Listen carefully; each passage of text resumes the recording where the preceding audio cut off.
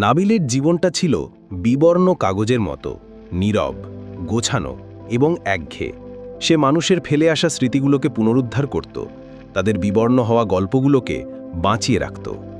একদিন একটি পুরনো পরিত্যক্ত ট্রাঙ্ক পরিষ্কার করার সময় সে একটি অদ্ভুত বস্তু খুঁজে পেল। এটি ছিল সীসার তৈরি একটি ছোট কারুকার্য করা বাক্স। বাক্সটি খুলতেই ভেতরে পাওয়া গেল একটি মাত্র স্ফটিকের কলম এবং একটি চামড়ায় বাঁধানো খালি খাতা। খাতাটির প্রথম পাতায় শুধু একটি লাইন লেখা ছিল, স্মৃতি তৈরি করা যায়, মুছেও যাওয়া যায়। তুমি যার নাম লিখবে তার জীবনে একটি নতুন নিখুঁত স্মৃতি স্থাপন করতে পারবে, অথবা একটি পুরনো স্মৃতি চিরতরে মুছে দিতে পারবে। নাবিল কৌতূহলী হয়ে কলমটি হাতে নিল।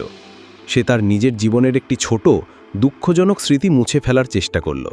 ছোটবেলায় তার হারিয়ে যাওয়া পোষা বিড়ালের স্মৃতি।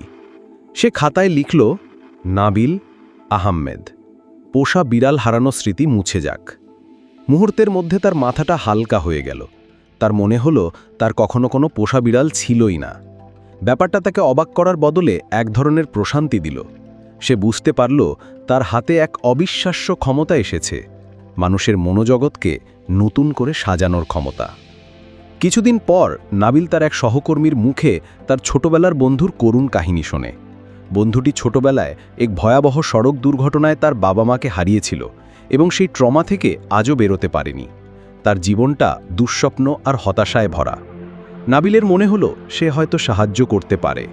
সেই রাতে সে খাতায় লিখল, নাম আরমান হক, নতুন স্মৃতি। সেদিন কোনো দুর্ঘটনা ঘটেনি। তার বাবা মা তাকে ইউনিভার্সিটিতে পৌঁছে দিয়েছিলেন এবং বিদায় বেলায় বলেছিলেন, নিজের যত্ন নিস বাবা। এই সুখ স্মৃতিটি তার মনে স্থায়ী হোক। পরদিন অফিসে গিয়ে সে শুনল একটি অবিশ্বাস্য খবর। আরমান হক আজ সকালে ঘুম থেকে উঠে সম্পূর্ণ বদলে গেছে। সে হাসছে, সবার সাথে কথা বলছে। তার বহু বছরের বিষণ্ণতা যেন এক রাতেই উধাও হয়ে গেছে। নাবিল শিহরিত হল। সে শুধু স্মৃতি মুছতে পারে না, সে মানুষের জীবনে সুখ স্থাপনা করতে পারে। সে সিদ্ধান্ত নিল এই ক্ষমতা সে ভালো কাজে ব্যবহার করবে। সে হবে স্মৃতির কারিগর। সে শহরের হসপিটাল, অনাথ আশ্রম এবং বৃদ্ধাশ্রমের মানুষদের সম্পর্কে তথ্য জোগাড় করা শুরু করল। সে এমন মানুষকে খুঁজে বের করতে লাগল যারা কোনো ভয়াবহ ট্রমা বা গভীর দুঃখে জীবন কাটাচ্ছে। এক যুদ্ধফেরত সৈনিক যিনি রাতের দুঃস্বপ্নে ঘুমোতে পারতেন না, তাকে সে তার সহযোদ্ধাদের সাথে বিজয়ের আনন্দের স্মৃতি উপহার দিল। এক মা যিনি তার সন্তানকে হারিয়ে পাথর হয়ে গিয়েছিলেন, তার মনে সে তার সন্তানের সাথে কাটানো সবচেয়ে সুখের মুহূর্তগুলোকে স্থায়ী করে দিল। নাবিলের কাজে শহরটা যেন ধীরে ধীরে সেরে উঠতে লাগল। মানুষের মধ্যে হতাশা কমতে শুরু করল। সংবাদপত্রে ইতিবাচক খবরের সংখ্যা বাড়তে লাগল। কিন্তু নাবিলের এই অলৌকিক নিরাময়তায় দিন গোপন রইল না।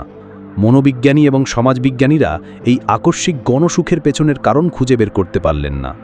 ব্যাপারটা অস্বাভাবিক এবং কিছুটা ভয়েরও। বিষয়টি নজরে এলো ডক্টর রাইসা সেনের কাছে। তিনি দেশের অন্যতম সেরা নিউরোসায়েন্টিস্ট এবং আচরণ বিশেষজ্ঞ। তার মতে মানুষের দুঃখ, কষ্ট এবং ট্রমা এগুলোও তার পরিচয়ের অংশ। জোর করে চাপিয়ে দেওয়া সুখ বা স্মৃতি মুছে ফেলা প্রকৃতির নিয়মের পরিপন্থী এবং এর ফলাফল হতে পারে ভয়াবহ। রাইসা এই মিস্টিরিয়াস নিরাময়কারীকে খুঁজে বের করার জন্য তদন্ত শুরু করলেন। তিনি বুঝতে পারলেন কেউ একজন মানুষের সবচেয়ে ব্যক্তিগত এবং সুরক্ষিত জায়গা তাদের স্মৃতি নিয়ে খেলা করছে। অন্যদিকে নাবিলের কাজে ব্যবহারে নৈতিকতা নিয়ে তার নিজের মধ্যেই দ্বন্দ্ব শুরু হলো। একদিন সে একটি দুর্নীতিবাজ পলিটিশিয়ানকে শাস্তি করার জন্য তার সমস্ত ভালো স্মৃতি মুছে দিয়ে শুধু তার অপরাধের স্মৃতিগুলো রেখে দিল।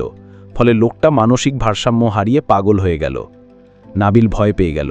সে কি ভালো করতে গিয়ে দানব হয়ে যাচ্ছে? সুখ আর শান্তির মধ্যেকার সীমারেখাটা কোথায়? ঠিক তখনই তার সামনে আবির্ভূত হলো লুনা। সে বলল, প্রতিটি স্মৃতির একটি মূল্য আছে। তুমি যখন একটি স্মৃতি মুছে দাও, তখন সেই মানুষটির একটি অংশকেও তুমি মুছে দাও। তুমি কি সত্যিই মানুষের পরিচয়ের ওপর নিজের অধিকার প্রতিষ্ঠা করতে চাও? এখন নাবিলের সামনে দুটি পথ।